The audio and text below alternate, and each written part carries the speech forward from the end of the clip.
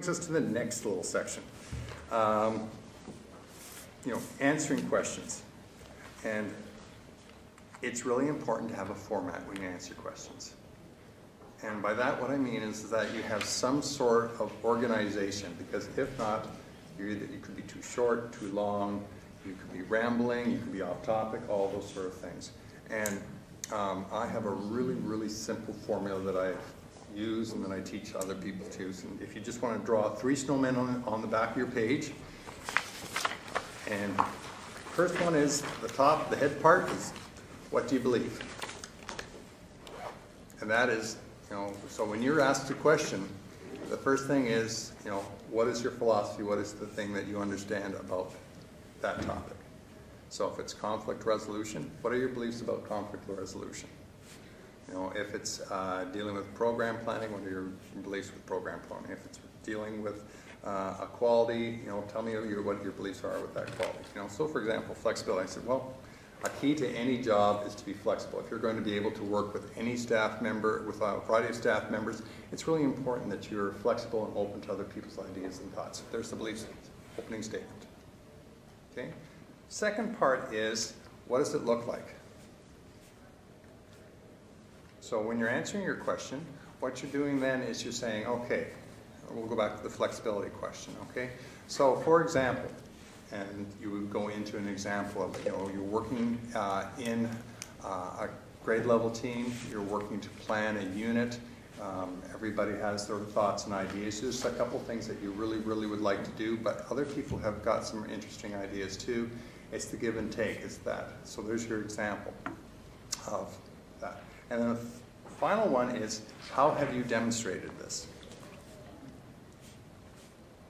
So, okay, so we've got, here are your beliefs on flexibility, here's what it looks like, and here are, I, Doug Burgess, have done the following things to show that I have these qualities. Okay, now, change that to a conflict resolution question. Here's what I believe in conflict resolution. Here's what it looks like. Here's how I've shown it. Change that to a warm-up question. Here's what I like about your school. Here's what I believe about your school. Here's what I'm looking forward to doing as a teacher. Here's how I've shown it. Each one, you just keep going through that. And that way, you've got a format to answer. So if you ever get stuck, you're not going to be going or how rambling and going off on this. You've got a format, so it kind of takes a nice. It's like doing your 5-paragraph essay, or opening, body, closing. It's the same sort of thing. If you have a format to answer, it makes doing an interview much, much more comfortable for you, because you know that no matter what, you'll be able to stay on topic, and it helps a lot because you end up not being over time, you're not going to be under time. I look for a string between all the beliefs. So, so that when you're answering the question, I'm looking at this person has an overall philosophy. What is it that they believe?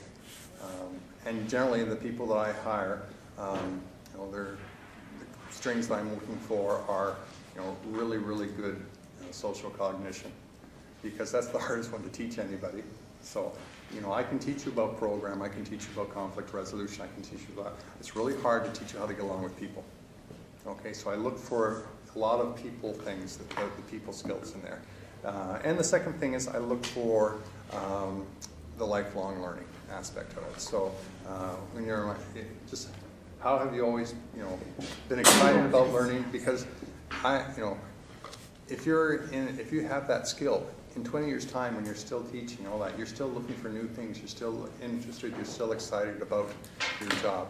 Those are the people that are constantly growing. Those are the people I'm looking for, because my staff tend to, I haven't hired probably as much as some folks, because I still have 90% of the staff that I hired 8 years ago, and they're better than they were then, and they're the sort of people that continue on. One is that they really enjoy the sort of job that they're doing, but as I said, the other thing is that they continue to look for challenges. The people I have been losing have generally been promoted, which has been kind of nice. So it's a really, as I said, those are the sort of skills that I'm looking for. Oftentimes, I end with, well, my final question here is always, what questions do you have? And those are the times that, don't force that one. If you have a legitimate question, ask it. If you don't, then use it as an opportunity to do your sort of your summary. You know, thank you very much. Here's what I offer. This is, this is what I'm hoping to do, and I would love to be part of your school. So that's, whether you are, when you're concluding, practice having a concluding sort of statement. Shouldn't be long, but it should be an ability to highlight. On rare circumstances, if you've known you've absolutely blown the interview, and sometimes you've just got that feeling, I've had a few interviews where I wouldn't hire me. So you go, you know what? That's the time you can sort of, throw everything into the wind and say, okay, you know what? I don't feel I've really shown myself as best I can. Here are the things that I'd like to make sure that you consider. If you think you've done really, really well in the interview, thank you very much. I've really enjoyed this. I hope to hear from you. So again, it's just being able to read the situation, but always, you'll have an opportunity to do a little conclusion. People ask, is it all right to send a report back to say, thank you very much for the interview? Yes, that's fine. An email, a note, any of those sort of things. It just keeps you sort of at the top of the issue with respect to that.